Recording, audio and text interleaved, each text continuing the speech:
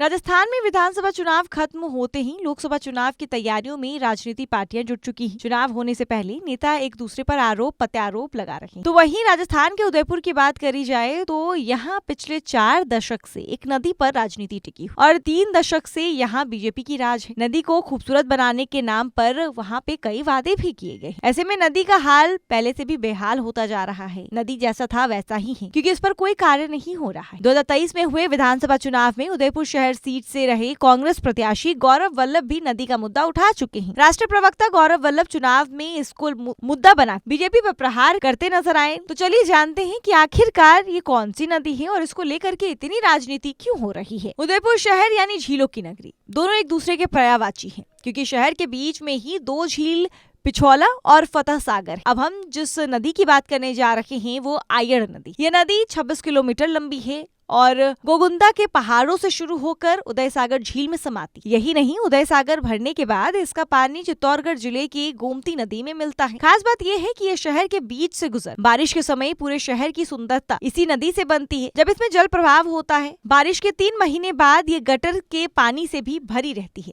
राजनीति मुद्दा यहीं से बनता है। आयड़ नदी को संवारने का काम दशकों से चल रहा है, लेकिन अब तक गटर के पानी से लदी हुई है। जगह जगह कीचड़ दिखाई देता है। लेकिन विधानसभा चुनाव के बाद इस नदी का नाम शहर वासियों को हर दिन सुनने को मिल रहा है। इसके पीछे कारण है। हाल ही में हुए विधानसभा चुनाव में गौरव वल्लभ को रिकॉर्ड मतों से हराने वाले बीजेपी विधायक ताराचंद जैन के तेज तेवर। ताराचंद जैन पिछले 1 महीने से इस नदी का कलेक्टर के साथ 3 से 4 बार दौरा कर चुके हैं। आयड़ नदी के लिए लंबे समय से काम किया जा रहा है। स्मार्ट सिटी प्रोजेक्ट के तहत ही इसमें काम करवाया जा चुका है। अब इसे अहमियत दी जा रही है और अब इसे अहमदाबाद के साबरमती रिवर फ्रंट की तर्ज पर काम किया जा रहा है। हालांकि ये कहाँ तक जाता है और क्या फायदा होगा यह तय नहीं है। इसमें 70 करोड़ रुपए से ज्यादा की लागत आएगी। ताराचंद जैन ने चुनाव के दौरान भी कहा था कि आयड़ नदी को खूबसूरत बनाएंगे और काम जरूर चलेगा। इसमें जो भी नाली का पानी है उसको साफ करवाया जाएगा और इस नदी को बेहद खूबसूरत बनाया जाएगा, जिसका ये नदी हकदार है। और ये खूबसूरती हम इस नदी को जरूर प्रदान करवाएंगे, क्योंकि ये शहर की खूबसूरती बढ़ाती है और इसमें नाले का पानी नहीं आना चाहिए। इस वजह से हम इसका जो कार्य होना चाहिए वो जरूर